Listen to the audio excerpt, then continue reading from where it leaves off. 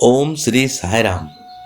भगवान श्री सत्य साई बाबा जी के दिव्य चरण कमलों में कोटि कोटि नमन के साथ आज 22 जनवरी 2026 दैनिक साधना के 72वां दिन।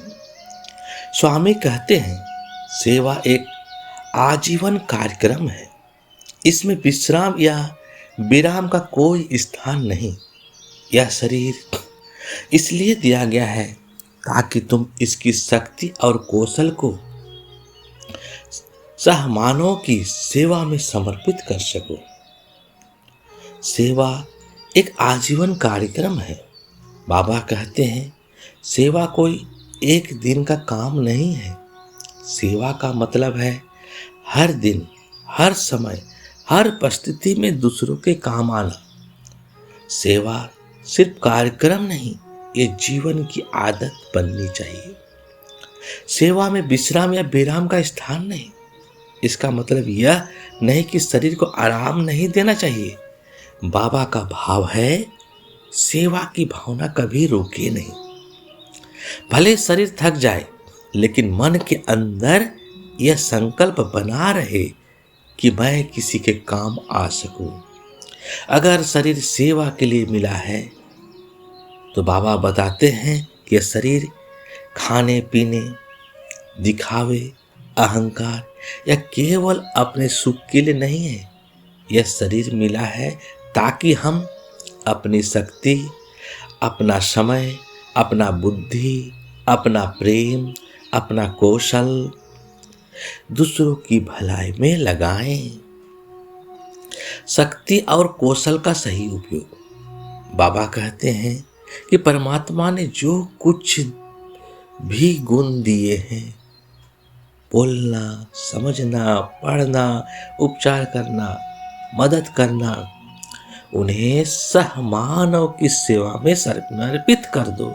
यानी अपने फायदे से उठकर लोक हित में जीना। सेवा का फल अंदर की शांति। सेवा का सबसे बड़ा पुरस्कार मन की शांति, अहंकार का नाश, ईश्वर की कृपा। बाबा का सीख है कि hands that serve are holier than lips that pray. यानी सेवा करने वाले हाथ केवल प्रार्थना करने वाले होठों से अधिक पवित्र है। साई राम। एक बार एक सेवा दल ने श्री सत्य साई जनरल हॉस्पिटल में सेवा प्रारंभ की। वह सोचता था कि मैं सेवा करके बड़ा पुण्य कमा लूंगा, लेकिन कुछ दिनों बाद उसे थकान होने लगी। रात की ड्यूटी, मरीज की देखभाल, पानी देना, सफाई, सब कुछ कठिन लगने लगा। उसके मन में विचार आया, अब बहुत हो गया, मैं आराम करूंगा।